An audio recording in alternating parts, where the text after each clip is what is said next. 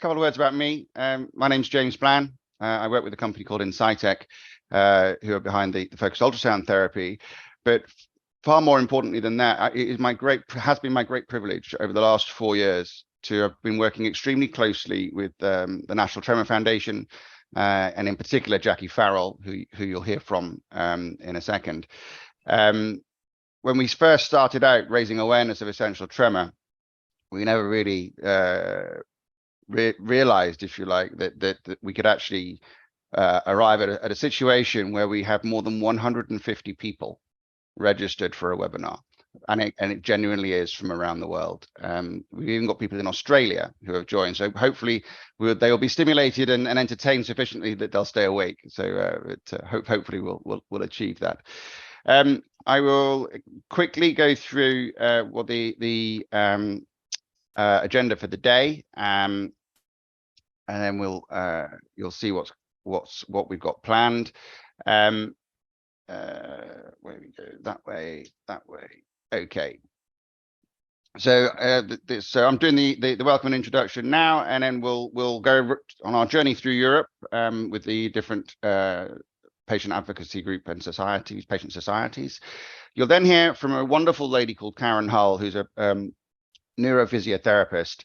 Unfortunately, Karen does have to leave us at 11:15. So Karen will do her talk. And then if you do have questions for Karen, we can maybe take a couple of quick ones right at the end of her talk before she leaves. But otherwise, if you email them or put them in the sidebar, then we'll make sure that Karen gets those and responds to you when she can. Karen will be followed by, we're very lucky to have Dr. Neil Sunder, and I'll let him introduce himself a bit later on before his talk. And then we'll have an open session for about half an hour of questions and answers, before we then hear about the next meeting and information on that. So National Tremor Foundation is hosting today, which is the first of our new series, and then the next meeting will be hosted by our friends in the Nordic region, and Michael will tell you a little bit about that before I'll then close the session at 12 o'clock. So without further ado, I will pass across to Jackie, and she can explain in a few more words. The other two things I'll just remind you of is, if you want to listen to it in Finnish, there is the option to do so by clicking on the globe at the bottom that says interpretation, and then you'll hear our wonderful translator Asta giving the talks in Finnish. And then the other thing that I was going to remind you of, that I can't remember what it is, so let's not worry about that. It'll probably come back to me. So Jackie, thanks very much. That I did remember. If you want to only have the speaker on the screen, if you click top right in the view box, you'll have the option to either see everybody as a gallery or just speaker view, where you'll see the one that's speaking only in the middle of your screen. So that I will now shut up and I'll pass to Jackie. Thanks very much, Jackie. Thank you, James, and welcome everybody wherever you are joining us from. So I'm Jackie Farrell, and I'm National Tremor Foundation Support Group Coordinator, which includes the online events. I'm going to share a brief history about my own tremor journey and also how Shake Up the World came about. So some of you here may relate to my experiences, and you'll know you are not alone.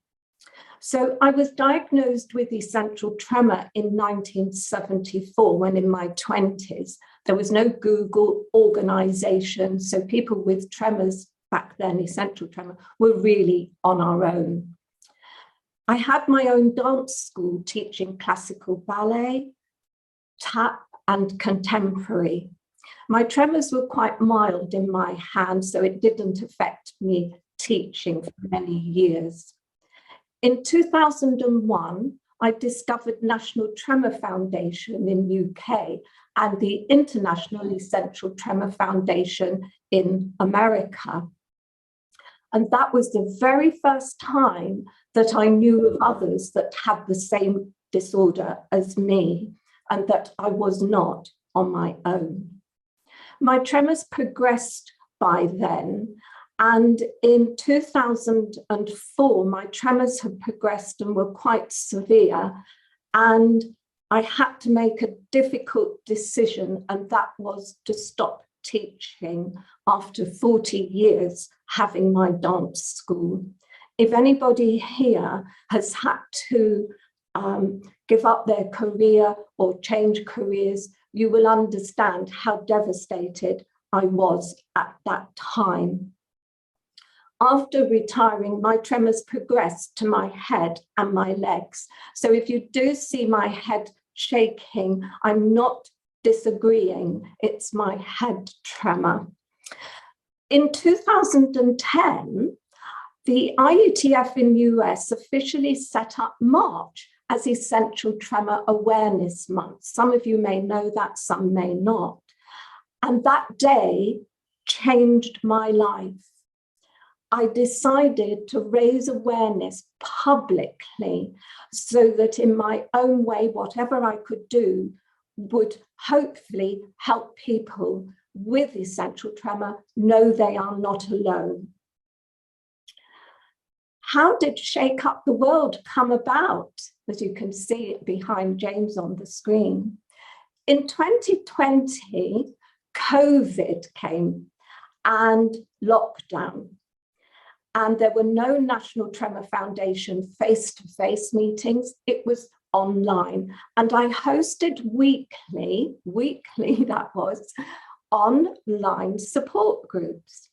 And soon the meetups were attracting people abroad, outside UK.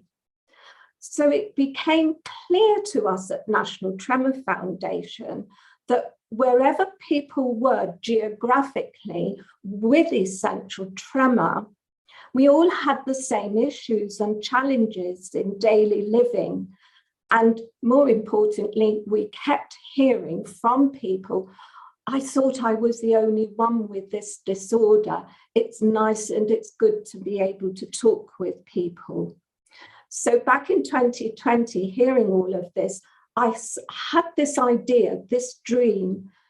Wouldn't it be wonderful one day to host an international webinar so everybody with essential tremor would be able to come together? Bear in mind, it was only an idea and I thought it won't happen for years. I casually mentioned this to James Bland and 3 years or almost 3 years later, here we are.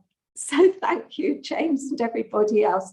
I'd just like to thank Marjo in Finland for her friendship for almost 2 years now and the past 2 years.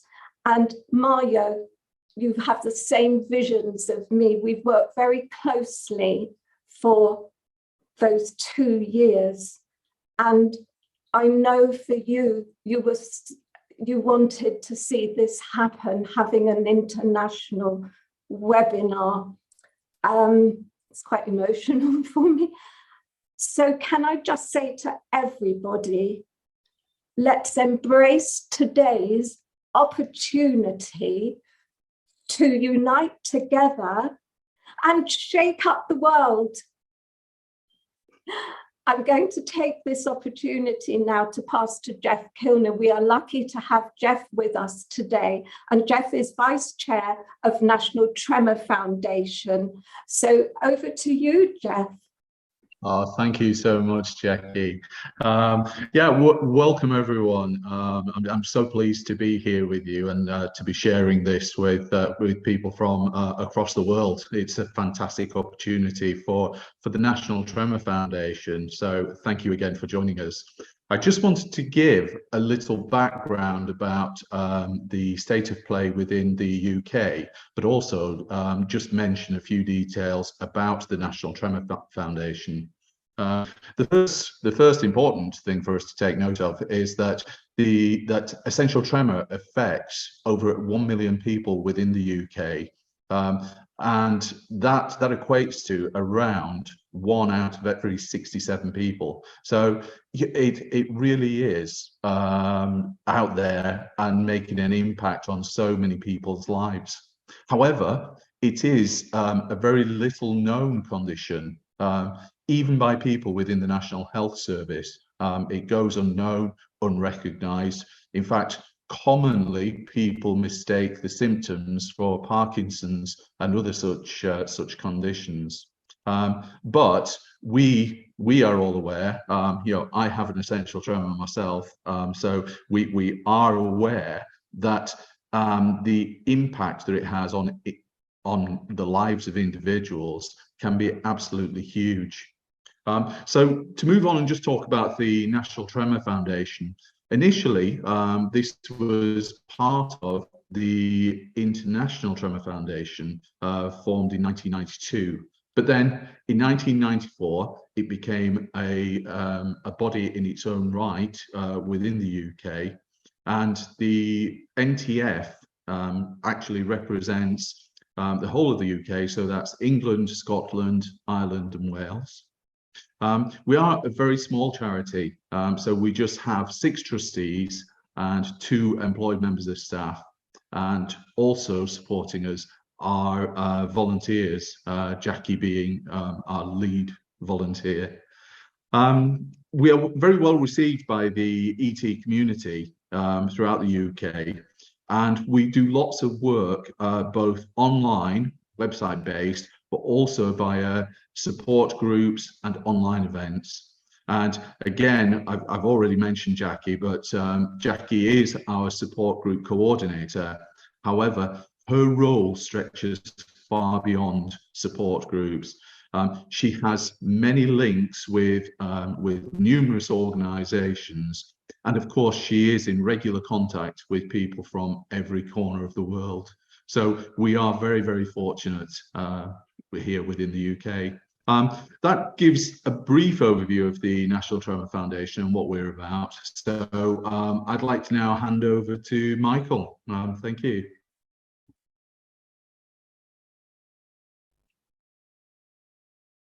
Michael, you're on mute, buddy. So, hello, do you hear me? Yes, we do. Yes, we do. Okay, great. Hi, my name is Michael. As James, I come from Insight Tech.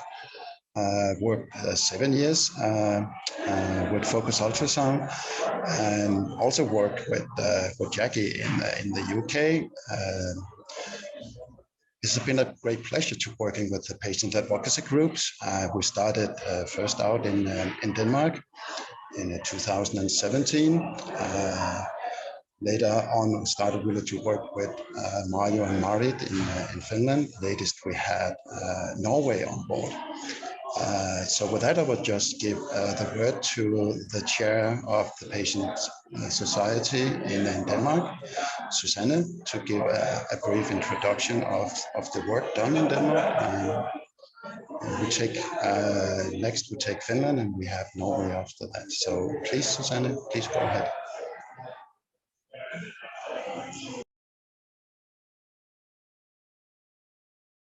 Yes, thank you very much, Michael. And can you hear me?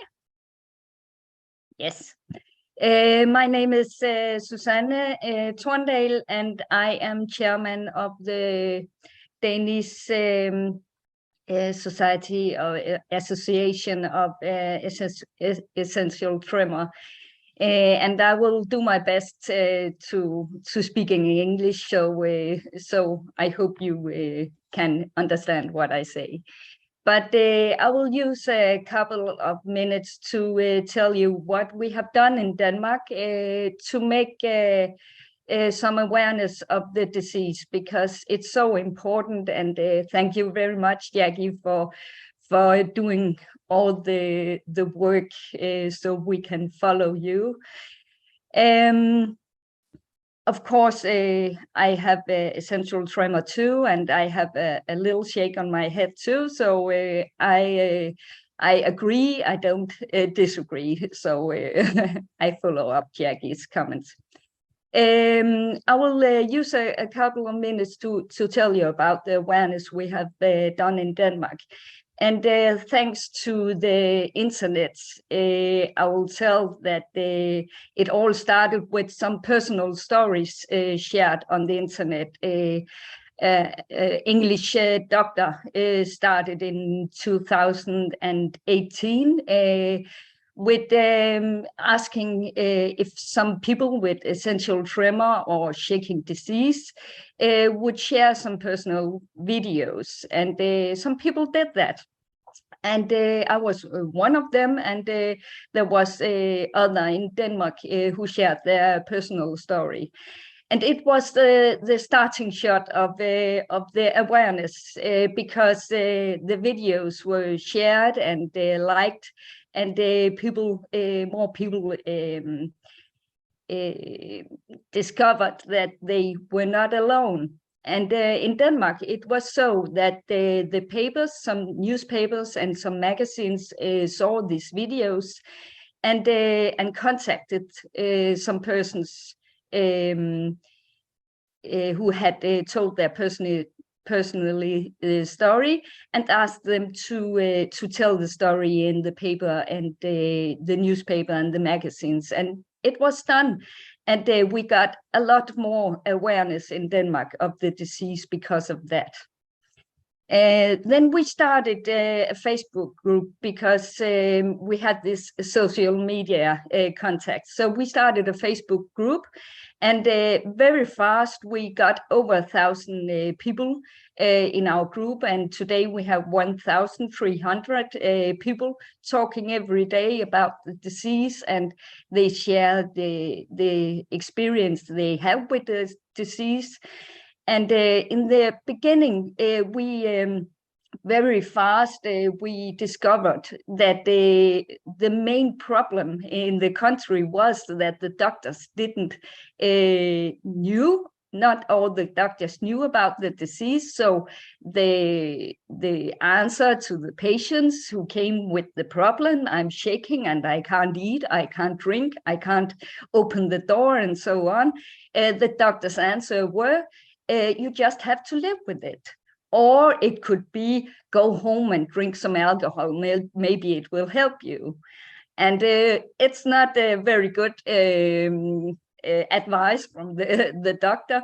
So we got the attention to that, and discovered that we have to do something about the awareness, not just in the society, so people know about the disease, but also at the doctors. We have to start with the doctors and the Board of Health in Denmark to let them know that this disease is here, and we have to do something about it. And then we knew that this treatment of called focused ultrasound was coming up, and it was helping people with their shaking. And it could help people not shake on one of their hands. So we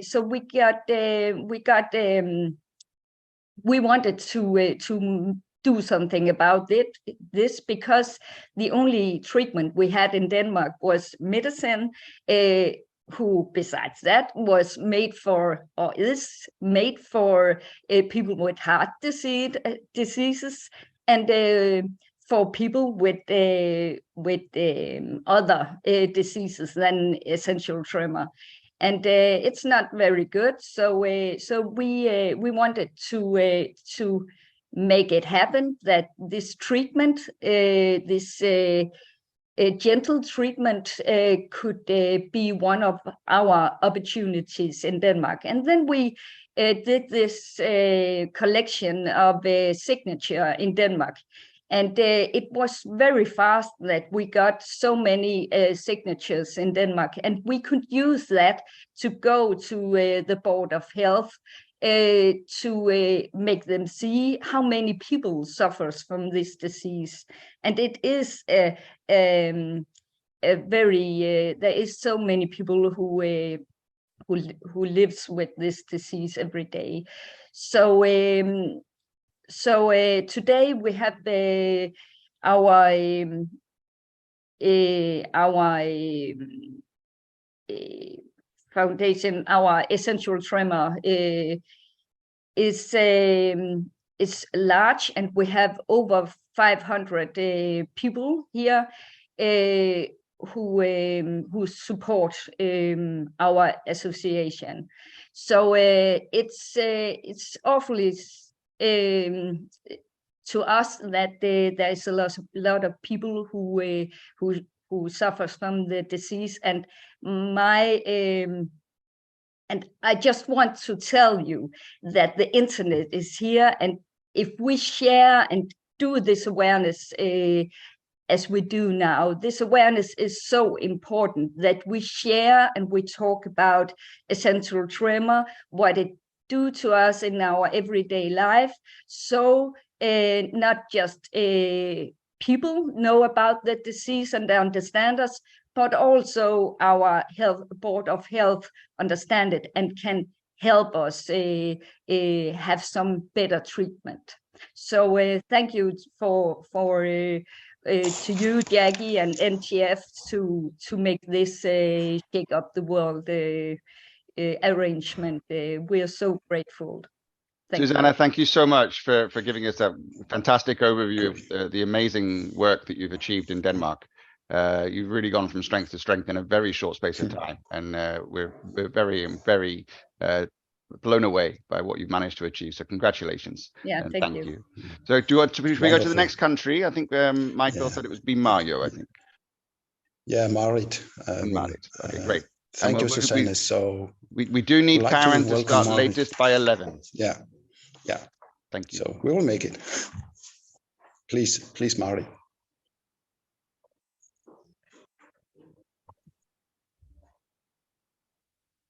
You need to come off mute. Yeah. Oh, there we are. Yeah. Do you hear me okay? Yeah. Excellent. So hello, everyone from Finland. So my name is Marit Matjussi, and I'm the chairwoman in Finnish Essential Tremor Association. I also have essential tremor myself, and I won't let it stop me from living.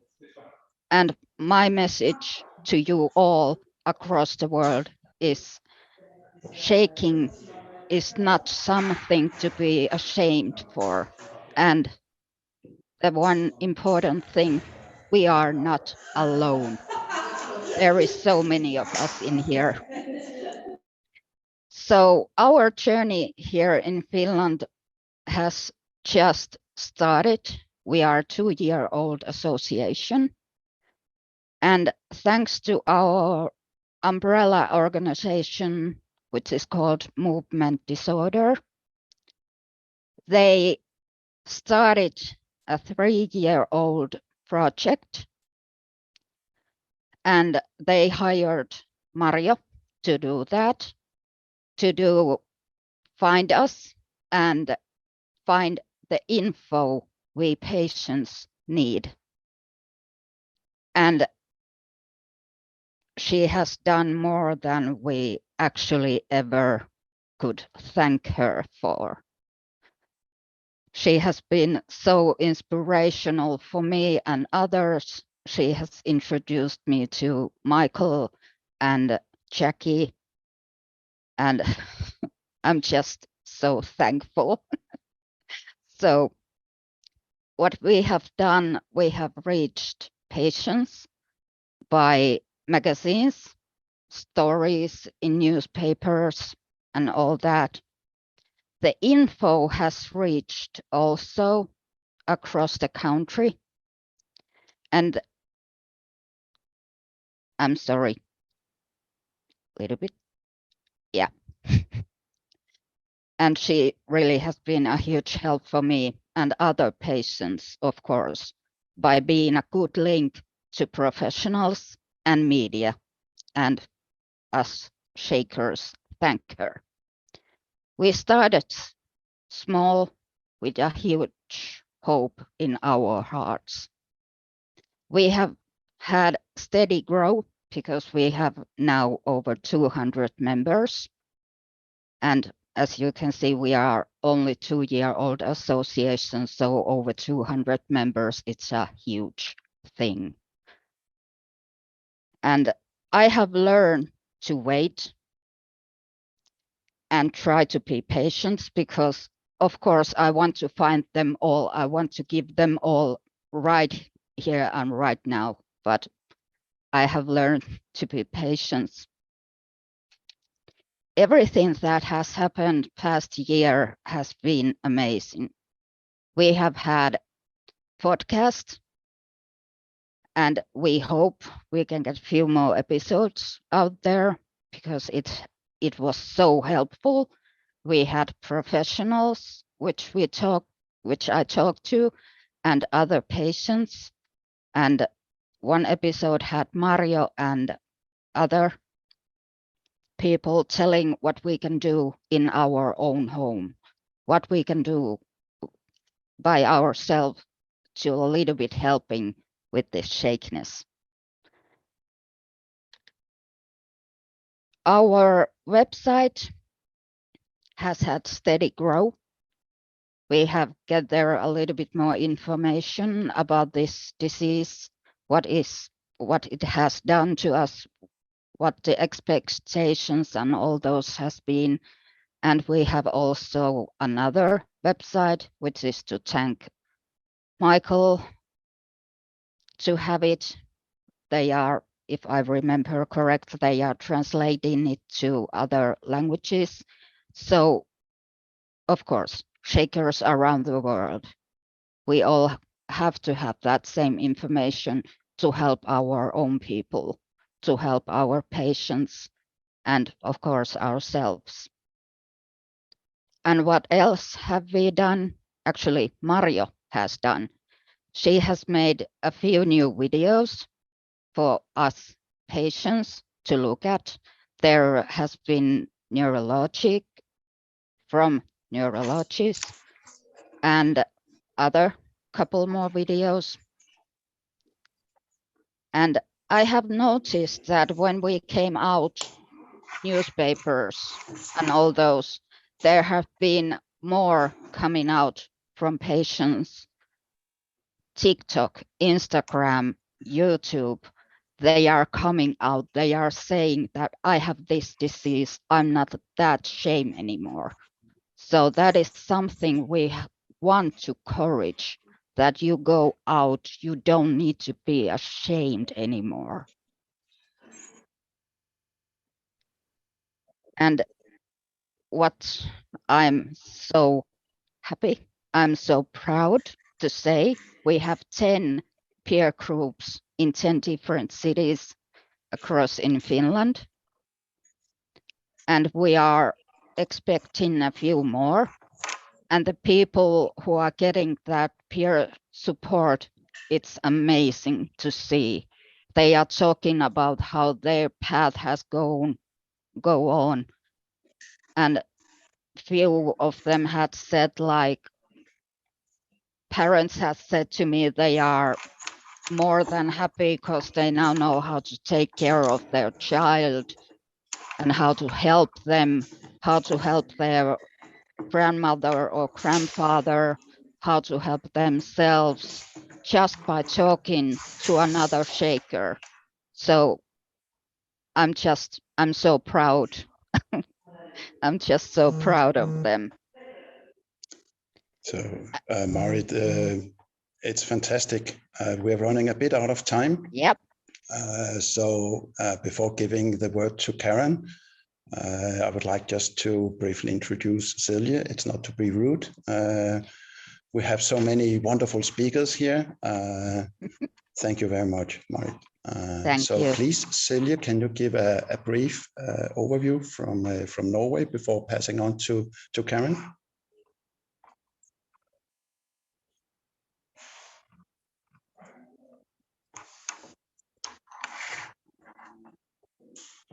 Celia, if you're there, you might be on mute.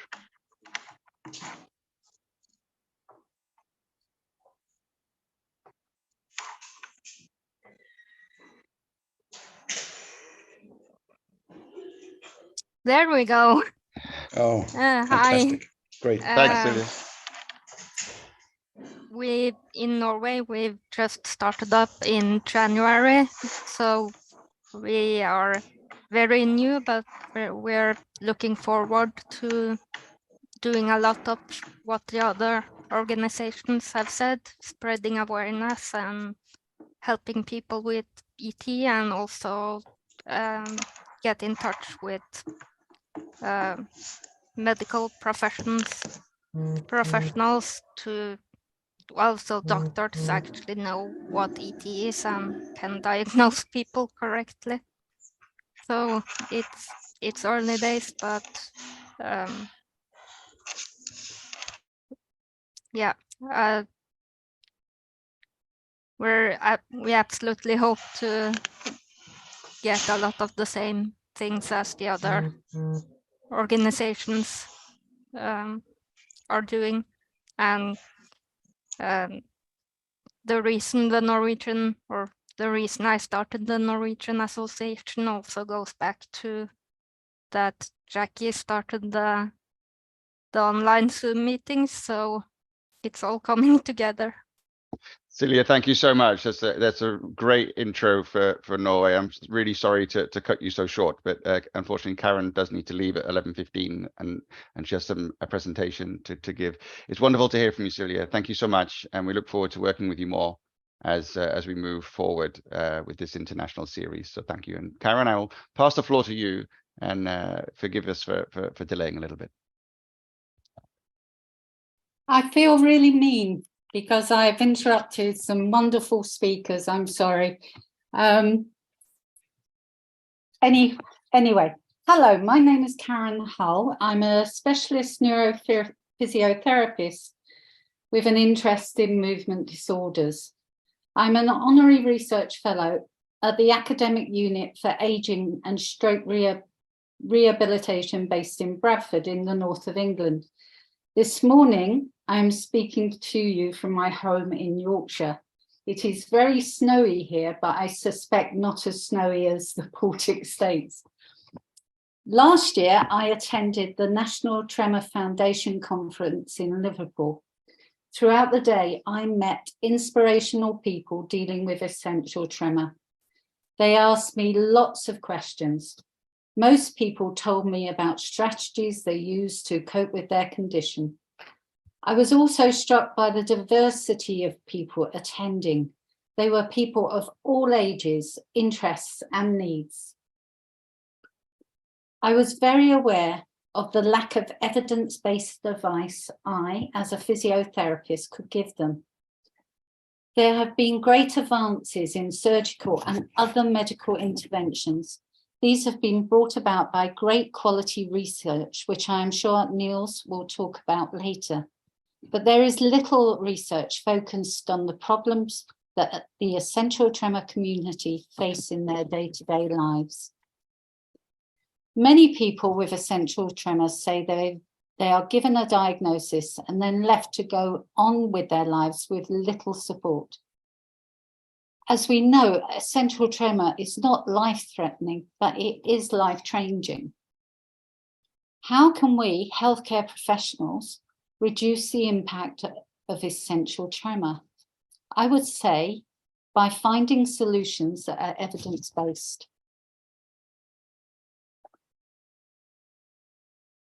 As we know, essential tremor is the most common neurological movement disorder, affecting over 1 million people in the UK alone. By comparison, there are about 145,000 people living with Parkinson's in the UK. So in my picture, the large number of people are those with ET, and the more sparse picture are those with Parkinson's disease. As an example, if you do an Google Scholar search of research papers on Parkinson's disease and exercise, you get 234,000 papers. If I do this for essential tremor and exercise, I get 7,190. So how can we change this? The clear answer would be to encourage researchers to work on essential tremor projects. But such research needs to be targeted on the needs of the essential tremor community. So what are these needs? To start with, there is so much we do not know about the essential tremor community. What does it look like? How many people with essential tremor live in Europe? What are their ages? Do they work? This social data can help quantify need and help shape services. What interests do individuals with essential tremor have? Maybe we assume people are mainly sedentary or can't do physical activities such as gardening or Tai Chi. Do people suffer from more mental health issues if they have essential tremor? Do they feel socially isolated or anxious?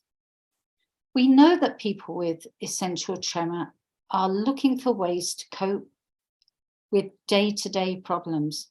Many people have strategies.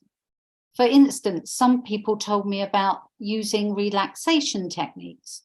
Some of these strategies could be researched to see if there is evidence they would work for people more generally. In Liverpool, we were told that many more women than men are referred for focus ultrasound treatment. Why is this? Is it because access to services varies, or are men more willing to have surgery, or is there another reason? Organisations and charities like the National Tremor Foundation need evidence to influence decision makers. This is one of the reasons why research is so important. Recently, on the National Tremor Foundation Facebook page, there was a discussion about finding a mobile phone that is easy to use if you have a tremor. If a business knew that it could sell many new phones if it adapted keypads and used stabilizing technology, maybe they would invest in new designs. Wouldn't it be great if businesses were encouraged to consult with people with ET during the design and development process, and there were people willing to help with this?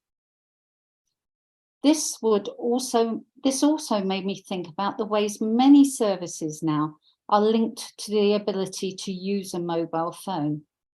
What if your tremor prevents you using a phone?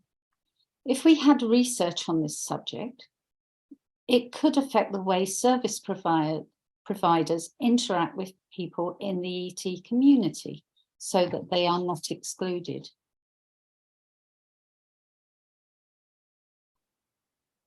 So, to help our understanding of why research focusing on essential tremor community needs improving, let's go back to my search of papers on essential tremor and exercise. I'm interested in exercise. Lots of physios researchers are. In Liverpool, I was asked the question, can specific types of exercise help control tremor? My hypothesis is that a stronger core should help stabilize the upper limbs, reducing tremor. So I search essential tremor and exercise, but my search only found 3 papers about resistance or strength training. These were done by a researcher in Australia. The first paper said resistance training can improve fine manual dexterity in essential tremor patients. This paper was written in 2012 and had just 6 participants. The second paper told me resistance training reduces forced tremor and improves manual dexterity. This paper was written in 2015. This study had 19 participants, 10 people with essential tremor, and 9 without, acting as a control group. Then there was a third seemingly contradictory paper that said wrist strengthening exercises did not improve handwriting in essential tremor compared with those with Parkinson's. This study had 9 participants with essential tremor and 9 with Parkinson's, but this study only looked at improving hand strength. Loss of strength is often associated with Parkinson's, so if you only intend to increase hand strength, I would anticipate this result. So, would I recommend strength training? Probably, because 2 of these papers support my hypothesis. Furthermore, increasing your core strength will do you no harm at all. But is there strong evidence to support this? The answer is no, because such small samples mean the results could have been purely chance. In the UK, the NHS and charities support classes for people with Parkinson's. They do not do so for people with essential tremor because there is no research to demonstrate it would be of benefit. So how do we stop essential tremor being our essential problem? I think the answer lies in good research. Wider society needs to understand the size and the impact of tremor on the people who live with it. We have a fantastic community across Europe who could be consulted. Information gathered could also contain evidence that may influence policymakers in government, the health service and business to help improve the lives of people living with essential tremor. We also need to encourage people with essential tremor to get involved in research so that its outcomes focus on finding solutions to the problems that are important to them. This is an ambitious vision, but well worth doing if we are going to shake up the world. Thank you everyone for listening.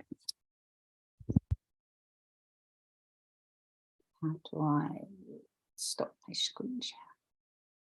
Karen, thank you so much for that fascinating and insightful presentation. And I think you absolutely hit the nail on the head, that there is so little already been done. And we really do have the opportunity via research and from what you were presenting to us there to really change the future for a lot of people that are currently living with essential tremor and those that will become living with essential tremor as the years go by.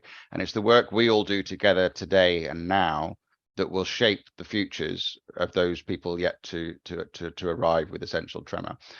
So yeah, thank you ever so much for doing that. I'm conscious you have to run away. I can give you 5 minutes. Okay, great. So if there's anybody that would like to ask a question of Karen before she runs away, then raise your hand and I will try and find you. I'll give you maybe 30 seconds for anybody to do that. Yes, Anne Stenchen, I will ask you to unmute. Hi. 8 years ago, I had a deep brain stimulation operation. So I've got 2 electrodes implanted in my brain and a battery in my abdomen. I don't know if anybody else knows anything about this operation or if they've had it. I'm now a member of Headway, which is a charity for people with acquired brain injury, because Mary, I think Mary might have had the operation as well. Yes, she has, Anne, that's right. Do you have a question for Karen? Just, is there any research that has been done into DBS? And because the people that I speak to, nobody knows anything about it really, but my tremor was very bad. Can I ask you a question? Yes, sure. Has anybody ever asked you about your experience? Well, no, No. And I think that's the answer to your question to me, is that unless you follow up people who have had this, you will not find out about people's experiences of it. Well, that's why I wanted to ask the question today, because of all the people joining today and all the members of the different associations that have spoken. Nobody has mentioned it as So they talked about the focused ultrasound.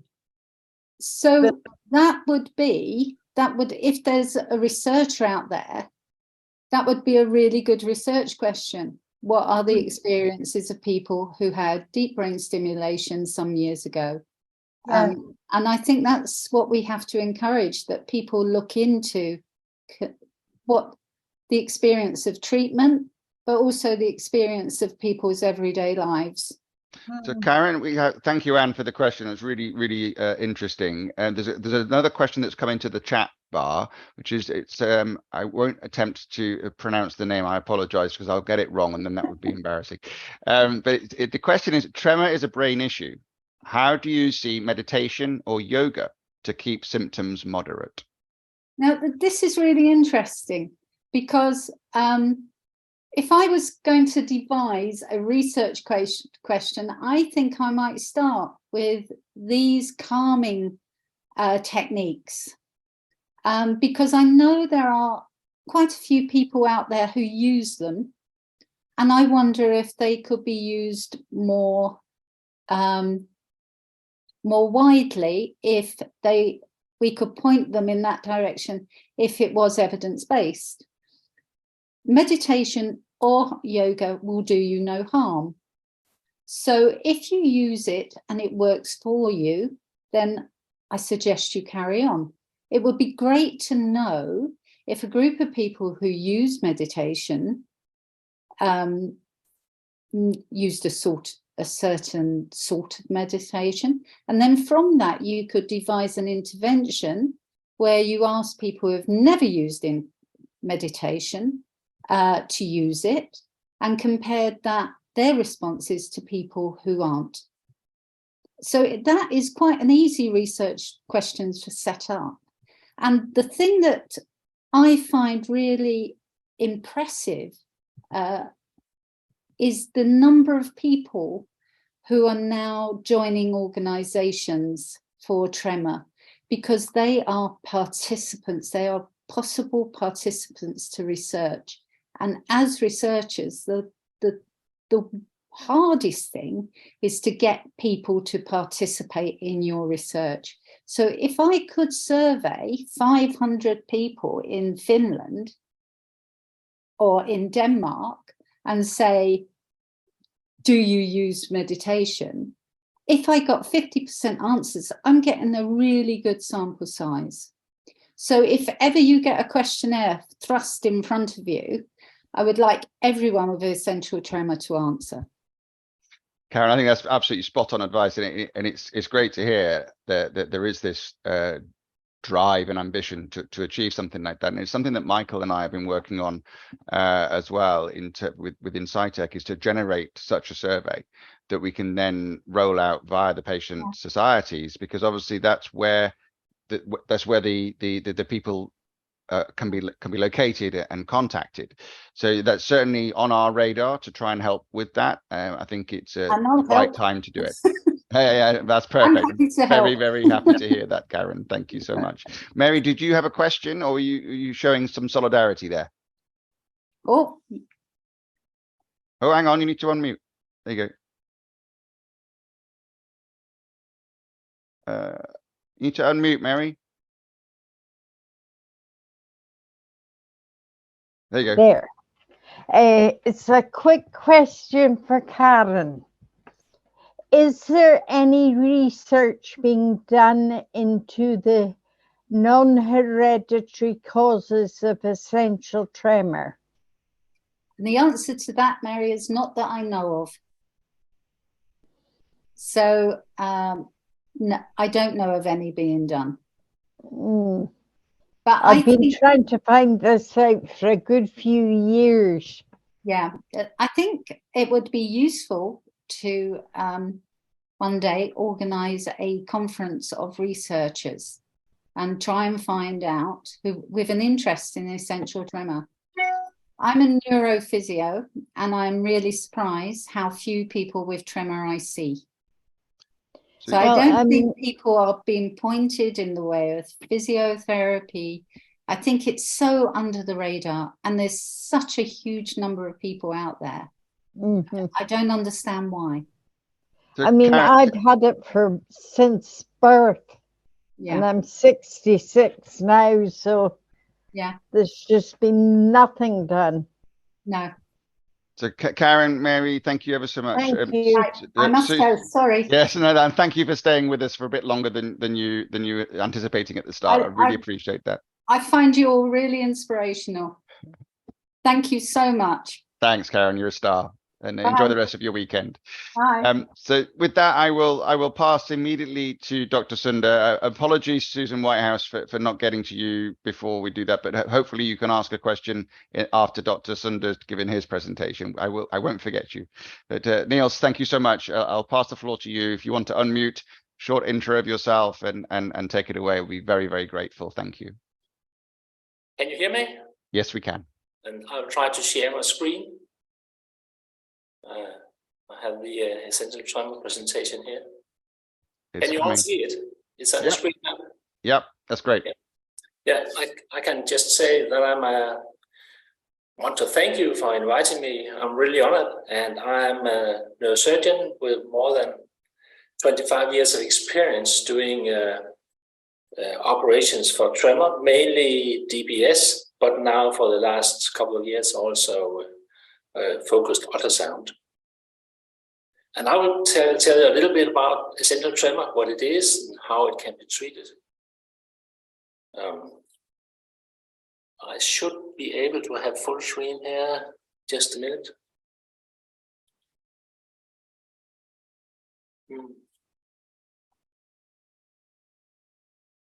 I just need to start my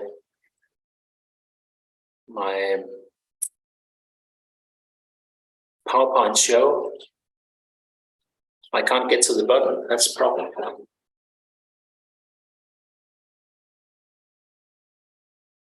But maybe you can do it down here somewhere. There. Now,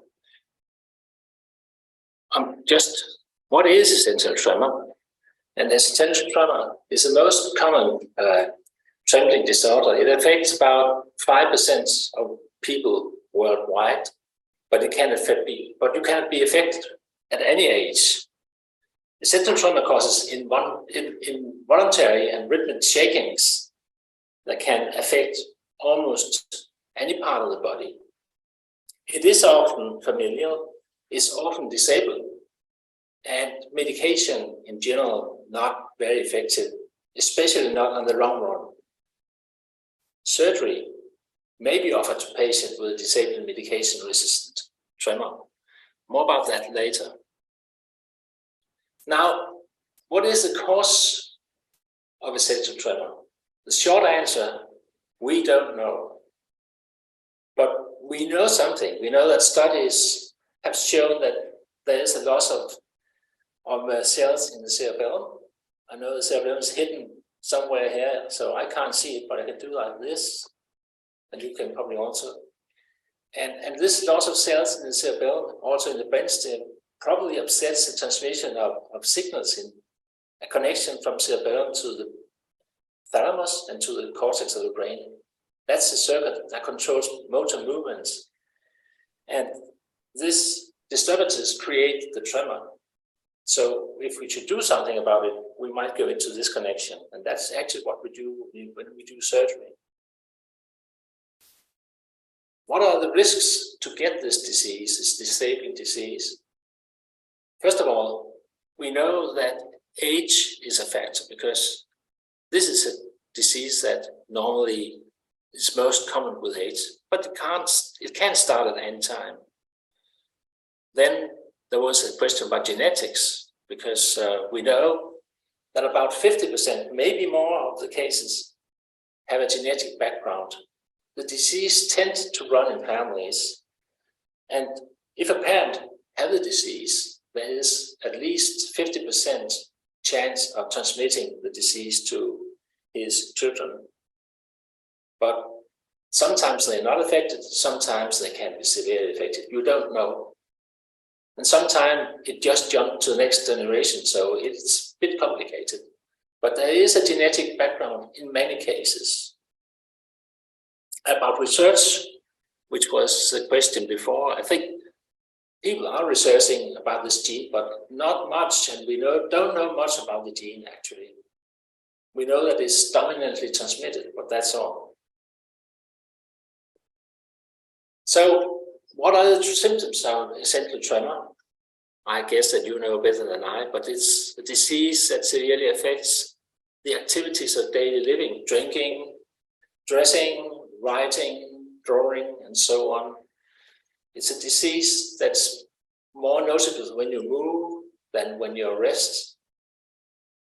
And you also know that in many cases, a small amount of alcohol can be very helpful, but it's not a good way to treat it, of course. Tremor normally worsens as you age, and it normally starts in one side of the body, but usually when time passes, you have symptoms on both sides. It's most obvious in your hands, but voice can be trembling. You can have head nodding, and tremors in legs, balance problem, and gait instability. So when you live with essential tremor, you probably have a lot of tricks and tips you can do for yourself. I won't go into details with that because I just say that you could avoid drugs that aggravates tremor, like caffeine. You can use mugs with lids, you can draw, you can use straws when you drink, you can take notes with your smartphone, and many times you can reduce tremor in your hands by holding your elbows into your body. You can use different services that makes personal care easier, and so on. So there are things you can do, but in general, we need some treatment when you have severe tremor. Medical treatment is an option. Now, there's some adaptive devices. I don't think they're that widely used. And then there's surgery. For the medical treatment, you should know that the first line drugs are beta blockers, such as propranolol, and then epilepsy drugs, such as primidone. They are considered the most effective medications we have, and they can be helpful in the beginning of the disease, but as the disease passes on, they are in general not that effective. You can use other drugs like gabapentin and topiramate. They are not as effective. And then there's tranquilizers like benzodiazepines. And you should know that they can be useful when you are anxious or when you're stressed, because these conditions worsen tremor. But they are also habit forming, and that's a problem. Then there's botulinum toxin. Injections of botulinum toxin in a muscle weakens the muscle, and it is useful for some kinds of head tremor, and also some cases with hand tremor, but it weakens the muscles and you could get weak in your fingers. And you need to repeat the treatment because it only lasts for about 2 to 3 months. So I would say to you that new drugs are in the pipeline, new kinds of calcium channel blockers and other drugs are under investigation. We don't know for sure today what it will do for us, but we can be hopeful. I won't say more about that because we also have some adaptive devices, and you can use heavier glasses and use cells. You can use wrist weights. You can use heavier writing tools and so on. It might help you a bit in the daily life, but not that much maybe. And then there's surgery, and I'll talk most about that because In general, people do not benefit that much from medical treatment or the other options. And for those patients who have severe tremor that doesn't respond to medication, surgery might be an option. Most surgeries target a small area in the brain called the thalamus, and you just see the thalamus inside the brain here. Here's a drawing of the thalamus area. And all these treatment modalities, you have the thalamotomy, deep brain stimulation, focused ultrasound, and gamma knife surgery. All these treatments target this small area in the thalamus that transmits tremor activity from cerebellum to the cortex. But they do it in different ways, either by modulating them with electricity like DBS, or by destroying the area. And you can do that in several ways. You can apply heat, you can apply radiation. But this is a very important circuit in the brain for generating tremor. So in the old days, already in the 1950s, thalamotomy became popular. And at that time, you just introduced a thin wire in the brain to the thalamus, and then you heated the tip and created the lesion.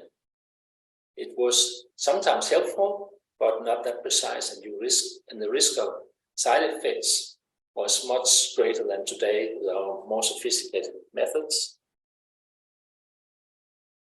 In 1987, a new treatment was invented that was called deep brain stimulation. And this is a technique where you also introduce an electrode down in the brain to the thalamus, to the same area as I showed you before. But this electrode was connected to a small device, a pacemaker or stimulator that could apply electricity to the tip of the electrode. And this electricity will upset the abnormal impulses in the thalamus that transmits the tremor. It's the most used technique worldwide today, and it can give very good control, but there are, of course, side effects, and I will come back to that later. You can see here how it works. Now, this is not a central tremor patient. This is a patient who has Parkinson's tremor, but the operation is the same. And now we just activated the stimulator. And what you saw was that the tremor stopped abruptly. Here you can see how the electrode goes down to the thalamus. This is a patient with essential tremor. He has had tremor for more than 30 years, severely. It's giving problems with writing, eating, clothing, and so on. And he wasn't able to write at all. And he got a deep brain stimulator. And now you see we activate the stimulator.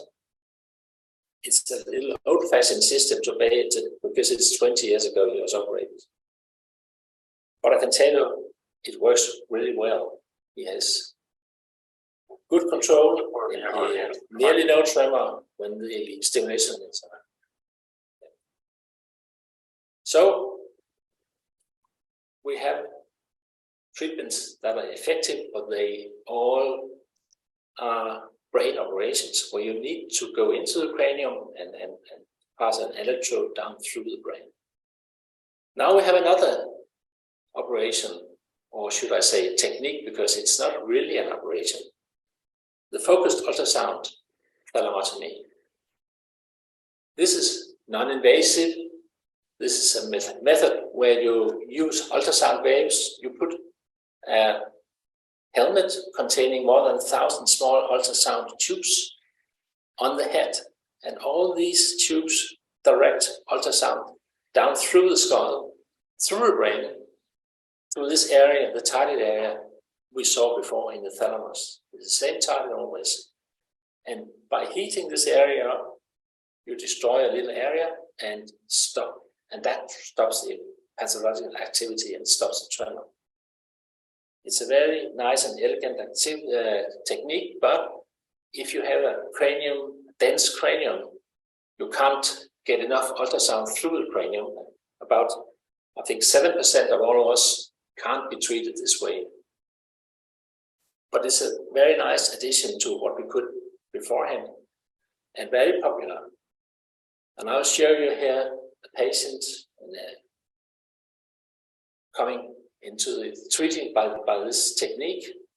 First of all, the patient has a helmet and placed in the MRI scanner, and from the helmet we pass ultrasound down in the brain to the target, and we heat the target and we investigate the patient to see how it helps. And when it reaches 55 degrees, it normally stops the tremor. This is the patient before operation. You can see very, very severe hand tremor interfering with drinking, eating, doing handcrafts. So it was a bad situation, and she had no effects of medication, of course, at that time. Couldn't write her own name, couldn't draw. And in a short, you will see her in the MRI, where we use software to find the target, and we apply ultrasound. After we have that just shows the frame, you know, I'm talking about. You need to have this frame on your head, and it's mounted in local anesthesia. And you could call that the only kind of operation that is in, when you use this technique. There's no opening of the skull.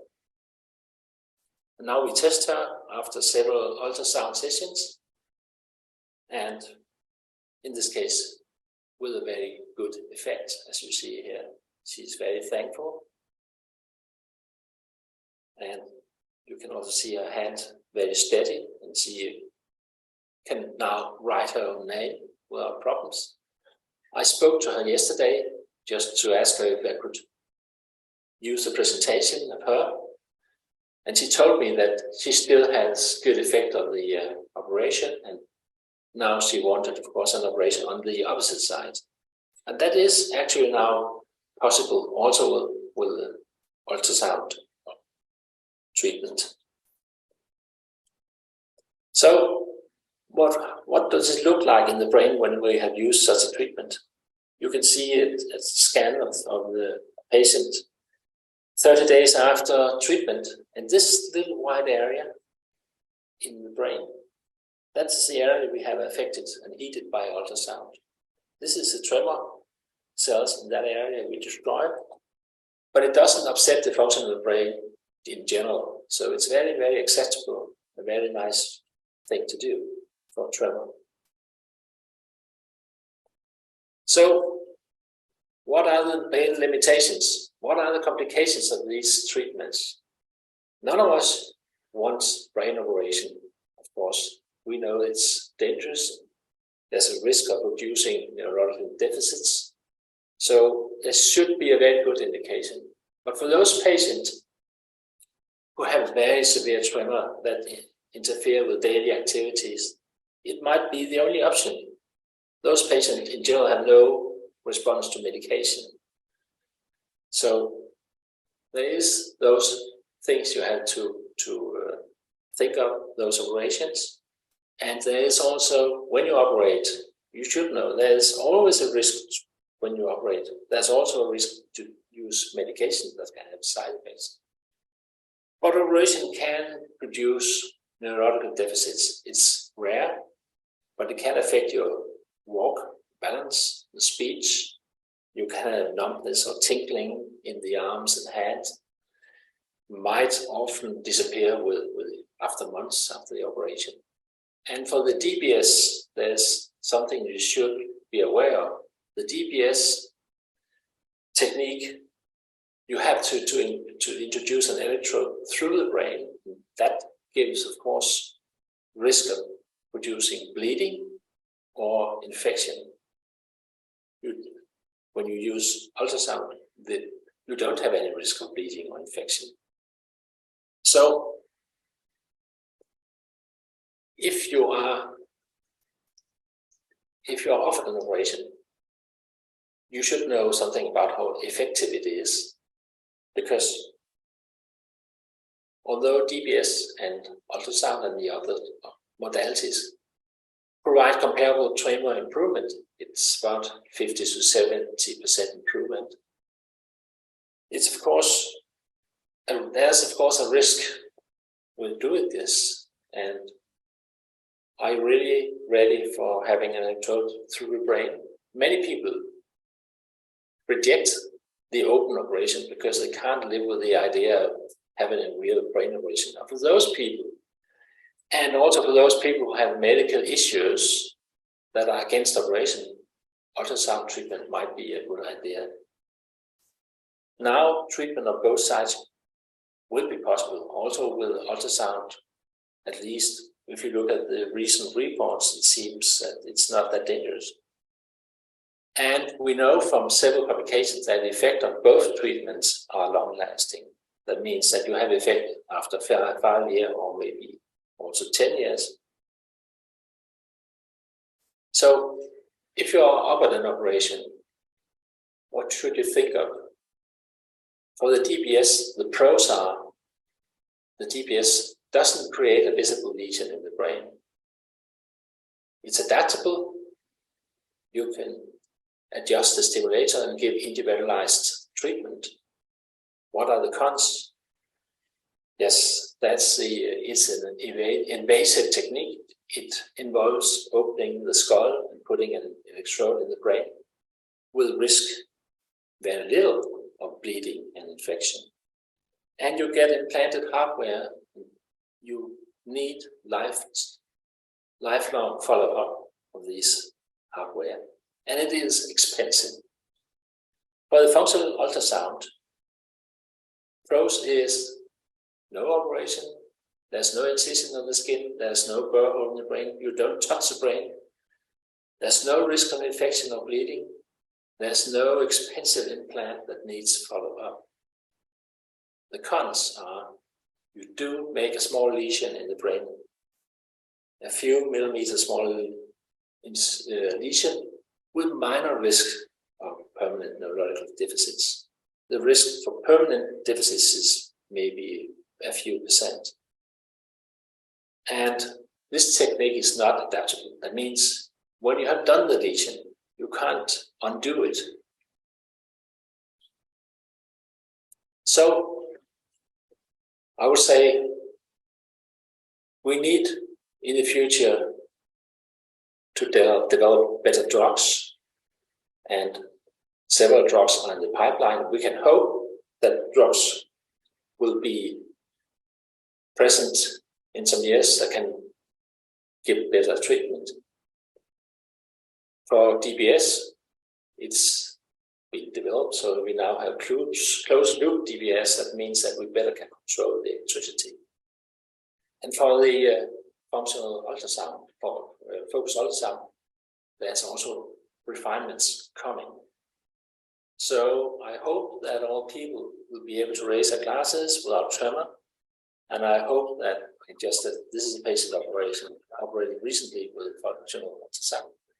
I hope that meeting like this today, I'm proud to participate that, can be a platform for developing new strategies, new treatments, and a help for all those people around the world who suffer from severe tremor. Because the goal is, of course, quality of life for all those people.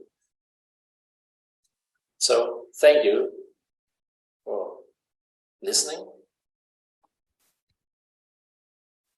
Niels, thank you so much for that incredible presentation.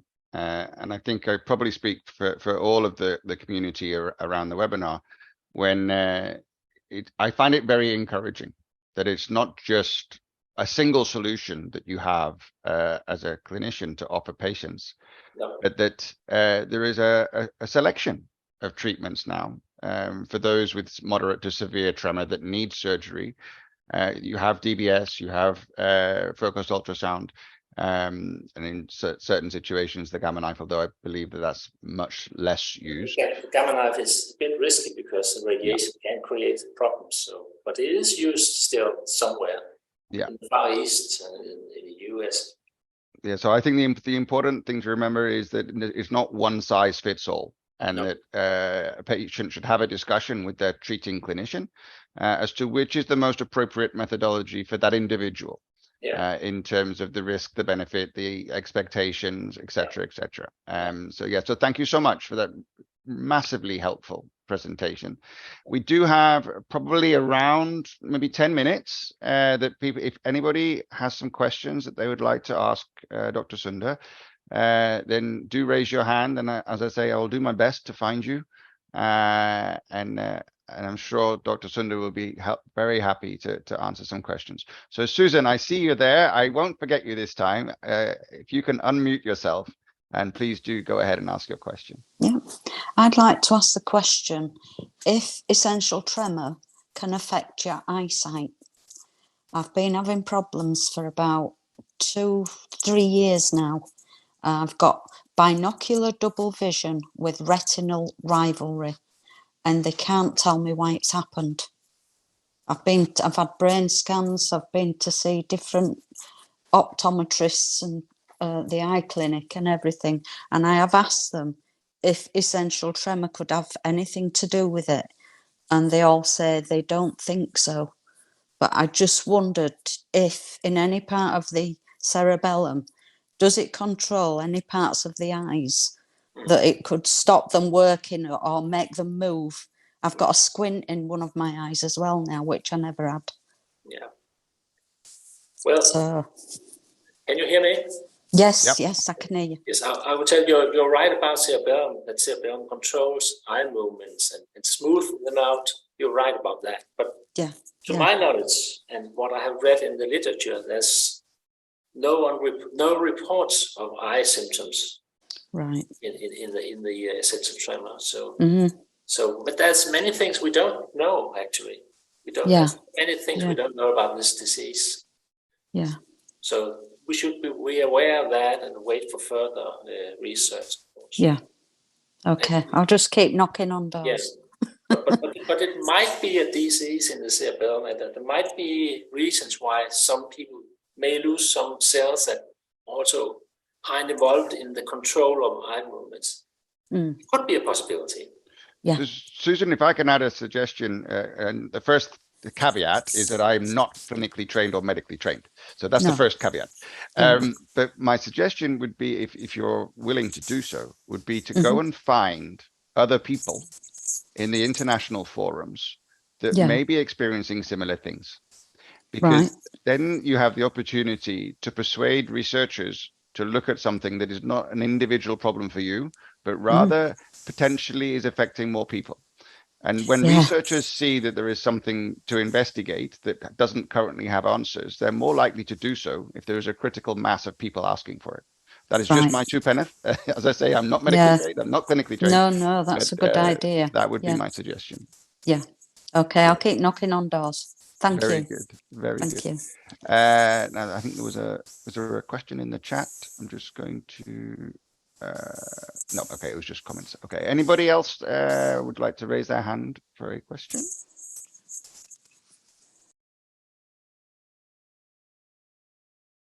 You've all gone very shy. I don't see anybody. Here we go. So a question from Matthew. Essential tremor is main connecting factor for people, but are there studies are there also other connecting factors? So Niels, I don't know if you want to try and answer that one. Well, I don't know if I understood the question correctly, but if there Matthew, are you able? Sorry, go on, Niels, go on. Yeah, I just could you just repeat the question? Yeah, I should try to. It's I'm not sure I understand it fully myself. It's from Matthew, which is Matthew. Are you able to ask your question verbally? I'll let Matthew have a think about that one. 2 seconds. Whilst I come to Ian, who has his hand up, and then Matthew, I'll come back to you if I may. Yeah. Ian, do you want to unmute? Yeah, great. Hi, Neil. Thank you very much for that informative presentation. I had the ultrasound treatment about 1.5 years ago now, and I have slight side effects in that I have a numbness in my face and tongue, and also on my thumb and forefinger. Now it's still there and hasn't really got any better. Have you had any experience of that disappearing over a longer term or anything? Well, as I understood, you were treated 1.5 years ago. Yeah. Yeah, I think unfortunately that there's a risk that these deficits might be permanent now. Yeah. Yeah, I'm sorry, but that's it's the benefits having the treatment far outweigh the side effects. That is a very, very common side effect, because when you heat up that area, you're very close to these nerve fibers that transmit sensation from the face and from the arm and from the tongue. So that's, and I guess maybe your taste has changed a bit also. Maybe. Yeah.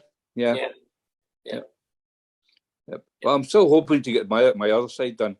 So. Yeah, you can buy cheap red wine because you can't taste it. Yeah. Everything has a benefit, huh? Yeah. Thanks very much. Yeah, Ian and Niels, thank you very much. Niels, there's a question in the chat bar, which you are certainly more qualified to answer than me, which is, does the battery in the DBS need changing? And if so, what's the average life of the battery? Yeah. For years ago, we just used system where with a fixed battery, and you had to change that every 4th year or so. But now today we use rechargeable units, and then you of course you need to charge it at regular intervals, maybe not daily, but weekly or monthly or so. But they last maybe 10, maybe 15 years before you have to change the stimulator. So that's a big advantage in many ways. Thank you very much. Was that the answers you needed? Yeah, I think so. There's another question in the side chat, which is how many doctors with this experience in your country? I'm assuming that is related to focused ultrasound. If you're asking about how many doctors who have experience with focused, I think that's the question. Yeah. Well, I think right now there are just 2 places in Denmark. There's a private hospital where I am together with a couple of doctors from the University Hospital in Odense, and then we have in Aarhus. I think there's about 3 or 4 doctors treating with functional ultrasound there. So there are 2 places and several doctors who are involved in this. Thank you. And if I can answer for the UK, there are 4 centres now in the UK with focused ultrasound systems, but there's a wider network of referring neurologists that would also be now aware of the treatment and be referring into those treating centres. There's about 130 systems now around the world in terms of focused ultrasound centres. More than 10,000 patients treated, and data now published on 5,000. That's on 5 years of follow-up. That's amazing. It's faster growing than when we started off with DBS. Yeah, I could say that. Yeah, indeed. So another question is, I have been prescribed, not me personally, this is from Mary in Ireland. I have been prescribed propranolol, but I'm finding it less effective. Will it eventually have no effect? Yeah, that's a possibility. That's a possibility as a disease progresses, yes. Okay. Next question is from Lucy. If you have ET and have to take medication that has tremor as a side effect, is it likely to make the ET worse? I'm assuming it could, but wanted to check.